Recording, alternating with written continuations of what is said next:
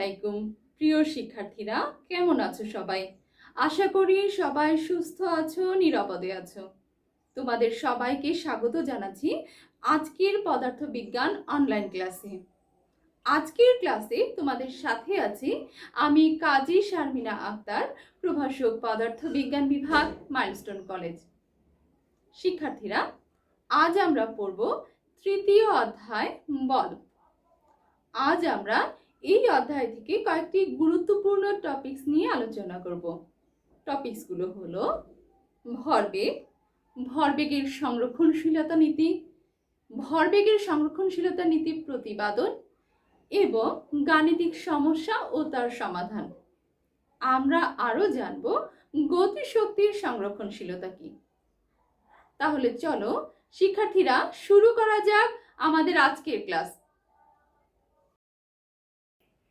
শিক্ষার্থীরা, চলো এবার আমরা জেনে নেই ভরবেগ কাকে বলে। কোনো বস্তুর ভর ও বেগের গুণফলকে বস্তুর ভরবেগ বলে। ভরবেগ P = m/v। এখানে m হচ্ছে বস্তুর ভর এবং v হচ্ছে বস্তুর বেগ। ভরবেগের একক হলো কেজি/মিটার/সেকেন্ড এবং ভরবেগের মাত্রা হলো mL/1। এবার আমরা ভরবেগ সম্পর্কিত কয়েকটি গুরুত্বপূর্ণ তথ্য জানব। যেহেতু বস্তুর ভর ও বেগের গুণফলকে ভরবেগ বলা হচ্ছে, তাই দুটি বস্তুর ভর সমান হলেও তাদের ভরবেগ ভিন্ন হতে পারে শুধুমাত্র বেগের ভিন্নতার কারণে। আবার যার ভর বেশি হবে তার ভরবেগও বেশি হবে, কিংবা বেগের মান বেশি হলেও কিন্তু ভরবেগের মান বেশি হয়। দুটি ভিন্ন ভরের বস্তুর ভরবেগ সমান হতে পারে শুধুমাত্র তাদের বেগের পার্থক্যের কারণে।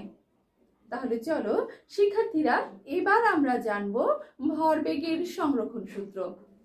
শিক্ষার্থীরা, চলো জেনে নেই ভরবেগের সংরক্ষণ সূত্রটি কি। ভরবেগের সংরক্ষণ সূত্রটি হলো একাধিক বস্তুর মধ্যে ক্রিয়া প্রতিক্রিয়া ছাড়া অন্য কোনো বল কাজ না করলে কোনো নির্দিষ্ট দিকে তাদের মোট ভরবেগের কোনো পরিবর্তন হয় না। মনে করি দুটি বস্তু m1 এবং m2 একটি নির্দিষ্ট দিকে u1 এবং u2 আদি বেগে চলছে। কিছু দূর যাওয়ার পর বস্তুদ্বয়ের মধ্যে সংঘর্ষ ঘটল। এক্ষেত্রে m1 বস্তুটি m2 বস্তুর উপর F1 বল প্রয়োগ করবে। প্রতিক্রিয়া স্বরূপ m2 বস্তুটিও m1 বস্তুর উপর F2 বল প্রয়োগ করবে। এবার সংঘর্ষে ঘটার কিছুক্ষণ পর বস্তুদ্বয় আবার v1 এবং v2 শেষ বেগ নিয়ে একই সরলরেখা বরাবর চলতে থাকে। এক্ষেত্রে নিউটনের তৃতীয় সূত্রানুসারে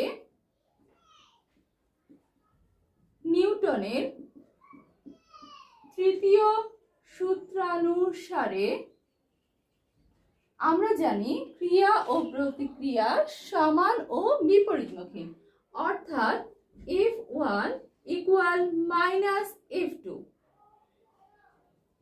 এখন এই বল F1 এর পরিবর্তে আমরা m1A1 = -m2A2 লিখতে পারি। এখানে m1 হচ্ছে প্রথম বস্তুর ভর, a1 হচ্ছে প্রথম বস্তুর ত্বরণ, m2 হচ্ছে দ্বিতীয় বস্তুর ভর এবং a2 হচ্ছে দ্বিতীয় বস্তুর ত্বরণ। এবার পরবর্তী লাইনে আমরা জানি ত্বরণ A = v-u/T। এই সমীকরণ অনুসারে আমি এবার a1 এবং a2 কে ভেঙে লিখব। সেক্ষেত্রে আমার সূত্রটি দাঁড়াবে m1 into v1 minus u1 divided by t equal minus m2 into v2 minus u2 divided by t। শিক্ষার্থীরা লক্ষ্য করো, এখানে সময় একই থাকার কারণে সময় টি বসেছে, কিন্তু বস্তুদ্বয়ের আদিবেগ এবং শেষ বেগ ভিন্ন হওয়ার কারণে v1 u1 এবং v2 u2 বসানো হয়েছে। এবার পরবর্তী লাইনে আমরা লিখতে পারি m1 v1 minus m1 u1 equal minus m2 v2 minus m2 u2। আমি উভয় পক্ষ থেকে একই রকম রাশি টি কে উঠিয়ে দিয়েছি। এবার পরবর্তী লাইনে এই সমীকরণটিকে একটু সমন্বয় করে লিখলে দাঁড়ায় m1 u1 plus m2 u2 equal m1 v1 plus m2 v2। শিক্ষার্থীরা একটু ভালো করে লক্ষ্য করলে দেখবে এখানে m1 u1 হচ্ছে প্রথম বস্তুর আদি ভরবেগ, m2 u2 হলো দ্বিতীয় বস্তুর আদি ভরবেগ। তাহলে এই বাম পক্ষের সম্পূর্ণটুকু হচ্ছে সংঘর্ষের পূর্বে বস্তুর মোট ভরবেগ, এবং m1 v1 হচ্ছে প্রথম বস্তুর শেষ ভরবেগ, m2 v2 হচ্ছে দ্বিতীয় বস্তুর শেষ ভরবেগ। অর্থাৎ m1 v1 plus m2 v2 এই সম্পূর্ণটুকু হচ্ছে সংঘর্ষের পর বস্তুদ্বয়ের মোট ভরবেগ।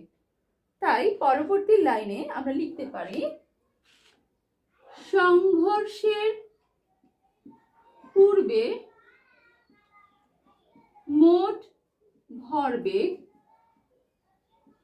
ইকুয়াল সংঘর্ষের পর মোট ভরবেগ, এবং এটি হলো ভরবেগের সংরক্ষণ সূত্র। শিক্ষার্থীরা এবার আমরা ভরবেগের সংরক্ষণ সূত্র সম্পর্কিত একটি গাণিতিক সমস্যা এবং তার সমাধান সম্পর্কে জানব। শিক্ষার্থীরা তোমরা বোর্ডে দেখতেই পাচ্ছ একটি সৃজনশীল লেখা আছে, যেখানে পি ও কিউ দুটি বস্তু একই সরল রেখা বরাবর চলছে, যেখানে পি বস্তুর ভর হচ্ছে 6 কেজি, পি বস্তুর আদিবেগ হচ্ছে 10 মিটার পার সেকেন্ড, কিউ বস্তুর ভর হচ্ছে 4 কেজি এবং তার আদিবেগ হচ্ছে 8 মিটার পার সেকেন্ড।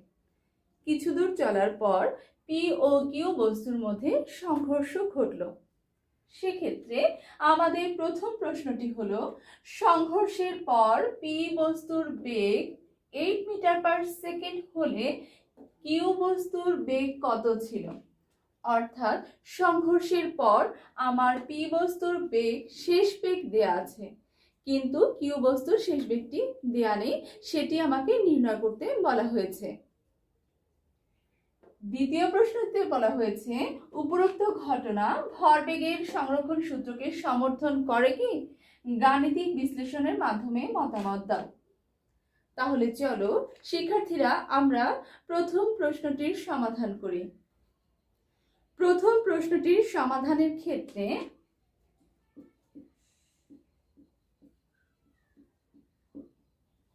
প্রথমেই আমরা কি কি দেয়া আছে উদ্দীপকে সেগুলো জেনে নেব। তাহলে চলো শুরুতেই আমরা দেয়া আছে গুলো লিখে নিই। দেয়া আছে আমার প্রথম বস্তুর ভর, প্রথম বস্তুর আদিবেগ, অর্থাৎ আমরা লিখতে পারি পি বস্তুর ভর m1 ইকুয়াল 6 কেজি, পি বস্তুর আদিবেগ u1 দেয়া আছে 10 মিটার পার সেকেন্ড। আরো দেয়া আছে পি বস্তুর শেষ বেগ, যেটি আমাদের প্রশ্নে উল্লেখ করা আছে এবং তার মান হচ্ছে 8 মিটার পার সেকেন্ড। এরপর আমরা লিখব কিউ বস্তুর ভর m2 ইকুয়াল দেয়া আছে 4 কেজি। কিউ বস্তুর আদিবেগ u2 ইকুয়াল দেয়া আছে 8 মিটার পার সেকেন্ড এবং আমরা নির্ণয় করতে যাচ্ছি কিউ বস্তুর শেষ বেগ v2 ইকুয়াল হোয়াট। এবার তাহলে আমরা ভরবেগের সংরক্ষণ সূত্রটি লিখে নিব। আমরা জানি ভরবেগের সংরক্ষণ সূত্রটি হলো m1 u1 plus m2 u2 equal m1 v1 plus m2 v2। আমরা যদি ভালো করে লক্ষ্য করি এই সমীকরণ থেকে আমার নির্ণীত মানটি হলো v2। সেক্ষেত্রে সমীকরণটিকে সমন্বয় করে লিখলে দাঁড়ায় v2 equal m1 u1 plus m2 u2 minus m1 v1 divided by m2। এবার শুধু মান বসানোর পালা। আমি ডান পাশে লিখিত সবগুলো মান আমি বাম পক্ষে এবার বসিয়ে ফেলব। তাহলে m1 হচ্ছে 6 কেজি, u1 হচ্ছে 10 মিটার পার সেকেন্ড, m2 এর মান হচ্ছে 4 কেজি এবং u2 এর মান হচ্ছে 8 metre per second, minus m1 এর মান হচ্ছে 6 কেজি এবং v1 এর মান হচ্ছে 8 মিটার পার সেকেন্ড, m2 এর মান হচ্ছে 4 কেজি। এই ক্যালকুলেশন থেকে যে উত্তরটি আসবে সেটি হচ্ছে 11 মিটার পার সেকেন্ড। অর্থাৎ আমার কিউ বস্তুর শেষ বেগটি হবে 11 মিটার পার সেকেন্ড। এবার দ্বিতীয় প্রশ্নের সমাধান। শিক্ষার্থীরা, আমাদের দ্বিতীয় প্রশ্নটিতে বলা হয়েছে উদ্দীপকের ঘটনাটি ভরবেগের সংরক্ষণ সূত্রকে সমর্থন করে কিনা গাণিতিক বিশ্লেষণের সাহায্যে মতামত দাও। তো আমরা শুরু করছি দ্বিতীয় প্রশ্নটির সমাধান। ভরবেগের সংরক্ষণ সূত্র থেকে আমরা জানি একাধিক বস্তুর মধ্যে ক্রিয়া প্রতিক্রিয়া ছাড়া অন্য কোনো বল কাজ না করলে কোনো নির্দিষ্ট দিকে তাদের মোট ভরবেগের কোনো পরিবর্তন হয় না। এক্ষেত্রে আমাদের উদ্দীপকের ঘটনার সংঘর্ষের পূর্বের মোট ভরবেগ এবং পরের মোট ভরবেগ যদি সমান থাকে তবেই উদ্দীপকের ঘটনাটি ভরবেগের সংরক্ষণ সূত্রকে সমর্থন করবে। তাহলে চলো শুরুতেই আমরা নির্ণয় করে নিব সংঘর্ষের পূর্বের মোট ভরবেগ। সংঘর্ষের পূর্বের মোট ভরবেগ আমরা জানি সূত্রটি হচ্ছে P1 = m1 u1 plus m2 u2।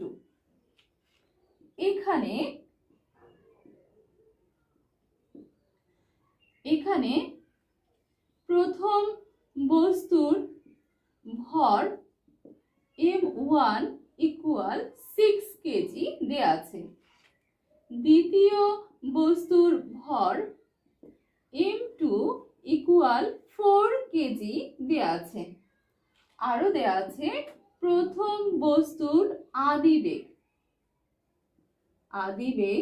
u1 যার মান দেয়া আছে 10 মিটার পার সেকেন্ড এবং দ্বিতীয় বস্তুর আদিবেগ দেয়া আছে u2 equal 8 metre per second. এবার এই মানগুলোকে আমি এই সমীকরণে বসাবো। তাহলে সমীকরণটি দাঁড়ায় 6 × 10 প্লাস 4 × 8 এবং এই ক্যালকুলেশন থেকে আমরা যে মানটি পাই সেটি হচ্ছে 92 এবং ভরবেগের একক হচ্ছে কেজি মিটার পার সেকেন্ড। তাহলে আমরা ভরবেগের সংঘর্ষের পূর্বের মোট ভরবেগ নির্ণয় করে ফেললাম। এবার চলো সংঘর্ষের পরের মোট ভরবেগ নির্ণয় করে দেখি। এক্ষেত্রে সংঘর্ষের পরের মোট ভরবেগ হবে P2 equal M1 V1 plus M2 V2। এখানে প্রথম বস্তুর ভর M1 হচ্ছে 6 কেজি, দ্বিতীয় বস্তুর ভর M2 হচ্ছে 4 কেজি। প্রথম বস্তুর শেষ বেগ, যেটি আমাদের গ প্রশ্নে দেয়া ছিল, এবং সেটি হচ্ছে 8 মিটার পার সেকেন্ড, এবং দ্বিতীয় বস্তুর ভরবেগ শেষ বেগ, দ্বিতীয় বস্তুর শেষ বেগ V2 হচ্ছে আমরা গ অংশ থেকে নির্ণয় করেছি এবং যার মান এসেছে 11 মিটার পার সেকেন্ড। এবার এই মানগুলো আমি এই সমীকরণে বসাবো, অর্থাৎ 6 into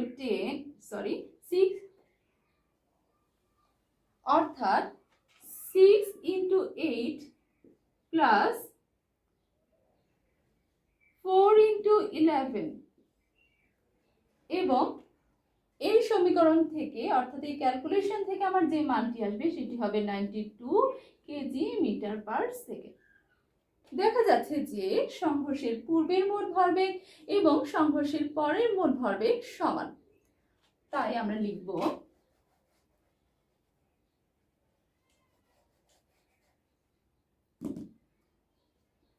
দেখা যাচ্ছে যে P1 ইকুয়াল P2, অর্থাৎ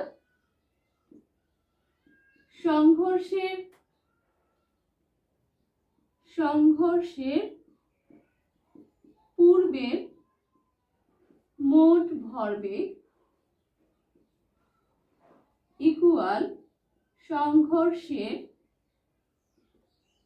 পরের মোট ভরবেগ। অর্থাৎ ঘটনাটি ভরবেগের সংরক্ষণ সূত্রকে সমর্থন করে। সুতরাং উদ্দীপকের ঘটনাটি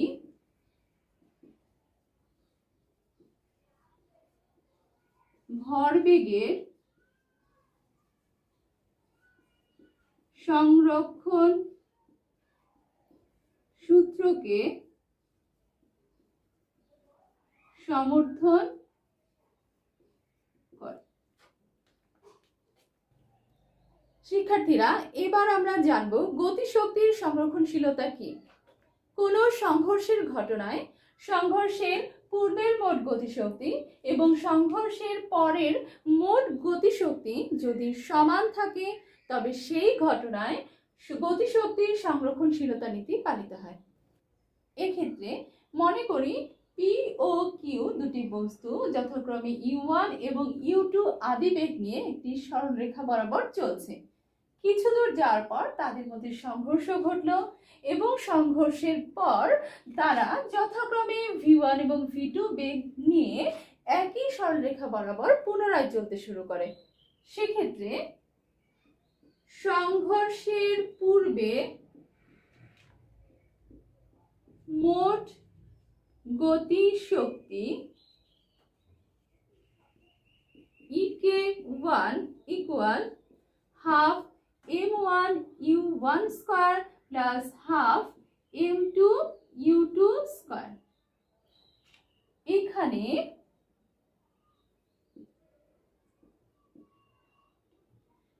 M1 হচ্ছে প্রথম বস্তুর ভর, M2 হচ্ছে দ্বিতীয় বস্তুর ভর।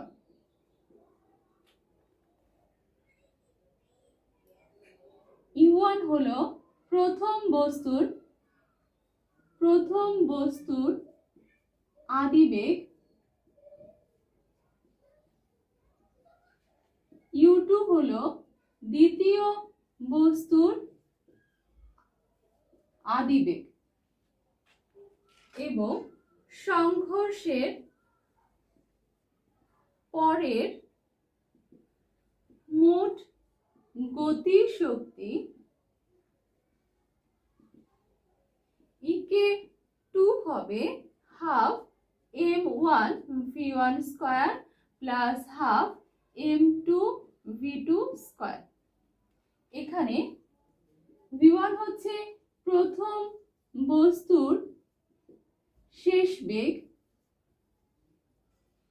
এবং v2 হচ্ছে দ্বিতীয় বস্তুর শেষ বেগ। গতিশক্তি সংরক্ষিত হলে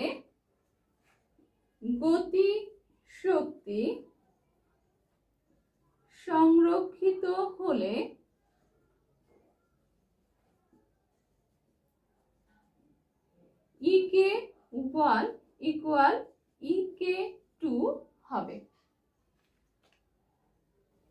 আশা করি শিক্ষার্থীরা আজকের ক্লাসটি তোমাদের ভালো লেগেছে। আজকের ক্লাসে কোনো বিষয় বুঝতে সমস্যা হলে অবশ্যই তোমাদের বিষয় শিক্ষকের নিকট সেটি শেয়ার করবে। পরবর্তী ক্লাসে আবার তোমাদের সাথে দেখা হবে। সেই পর্যন্ত সবাই সুস্থ থাকবে। সবাইকে ধন্যবাদ।